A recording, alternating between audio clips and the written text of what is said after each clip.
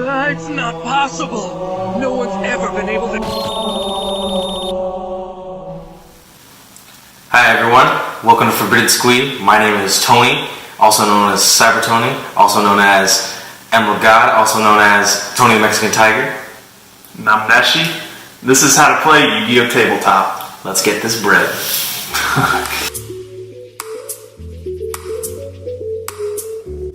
Yugioh Tabletop is a game where all players have 8,000 life points, and you try and summon monsters and activate spells in order to lower your opponent's life points down to 0. Last one standing wins.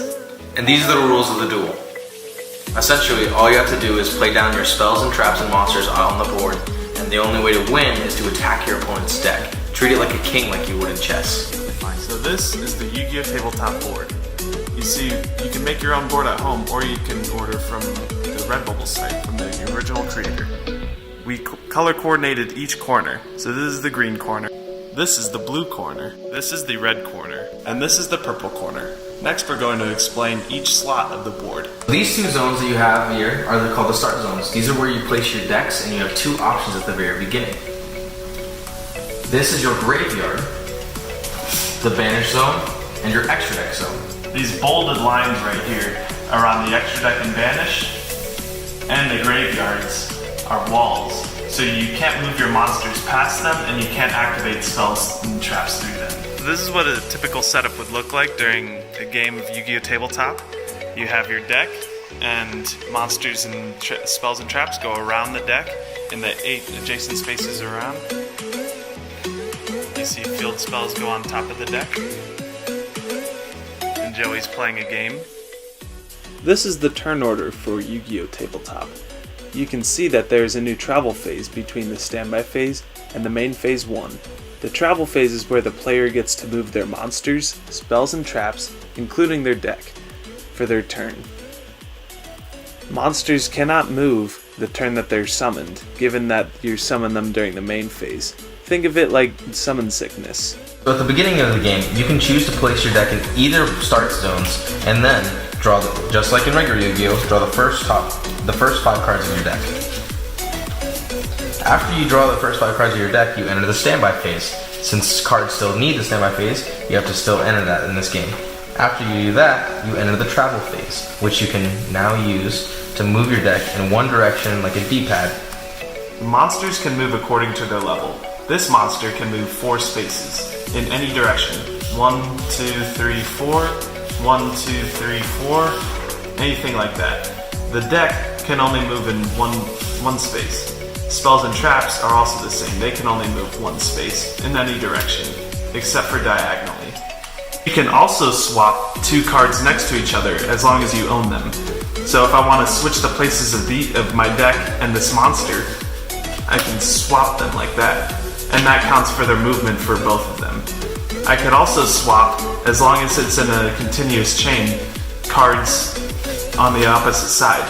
An example of that would be if I want to swap the position of this monster and my trap card. I can swap them just like that over my deck, and that counts as both of their movements.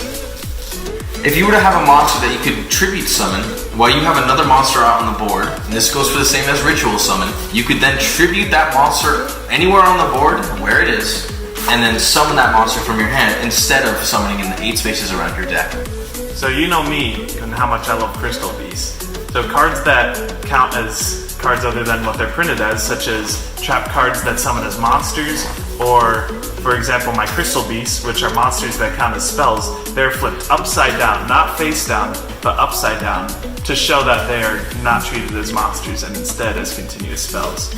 Now if I wanted to activate Crystal Promise right here, targeting my Ruby Carbuncle, I could summon it around the deck right here.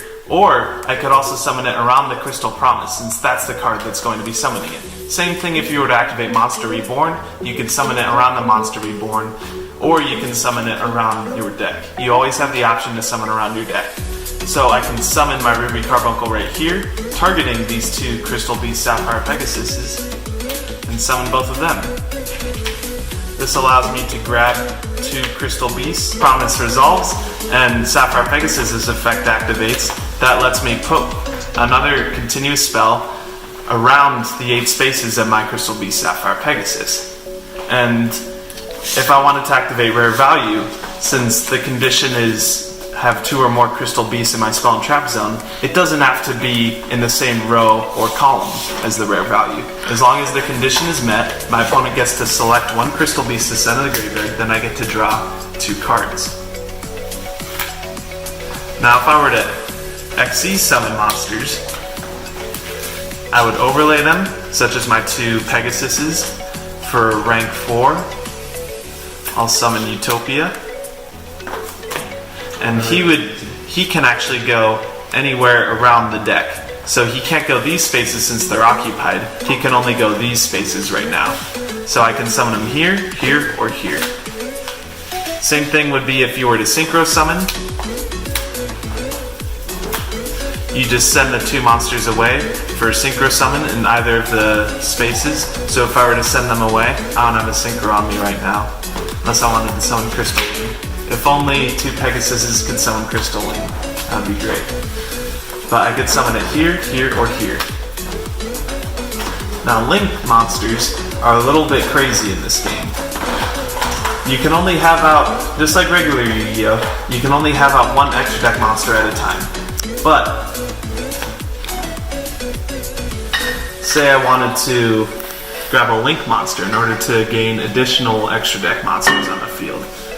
I can link 3 for Decode Talker, and now wherever he's pointing, that's where I can summon an extra deck monster. So say I had out the Mammoth from earlier. From here, I can overlay them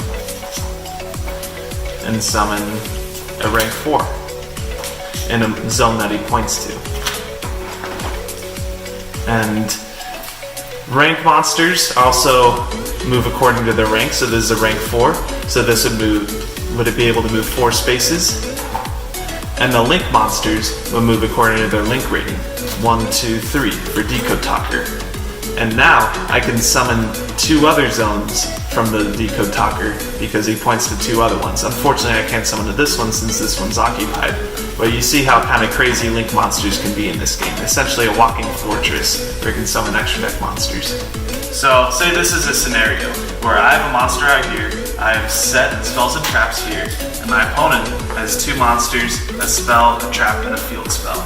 So if I were to activate Heavy Storm in this moment, it wouldn't actually do anything right now because it wouldn't affect his field spell or his trap, but also because of the wall here, it wouldn't affect his spell card. So if I activate Heavy Storm, it would only affect spells and traps that horizontal and vertical of the card. First place Bomberman. It's like Bomberman, but not. Now we're going to explain attacking when you're attacking a deck full head on. Essentially, see these 2 monsters right here? This monster cannot attack this deck directly for the life point damage, but it can attack this DD assailant. My monster here cannot attack the deck directly either, but my Subterror Stalagmo can attack either the Berserk Gorilla here or the deck directly. So if I were to activate MST right here, destroying his spell card, this is what would happen. The only appropriate card that can be destroyed is along those lines would be my Subterror Cave Clash. If there were another card after my Subterror Cave Clash, then it wouldn't be able to be destroyed. You can only destroy this one. Now if my opponent were to attack my Berserk Gorilla with his monster, then declare an attack. If I declare my attack with my Umastrix, I can activate my face down, Mirror Force. And even though it's not in the same column and row as Mirror Force, the condition is met that my opponent declared an attack. However, it would not destroy the attacking monster. it would destroy the monsters in the next row or the row that it's a part of.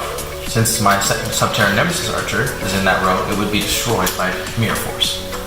Well guys, hope you enjoyed the video. These were just the basics on how to play Yu-Gi-Oh! Tabletop. If you want a full list of the rules, including specifics, we'll go ahead and put the link to the official rulebook in the description.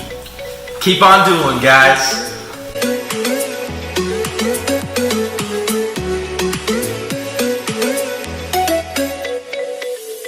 Ain't nothing but a heartache. Tell me why ain't nothing but a mess. Dick Cheney made money off the Iraq War. And you heard, Joe?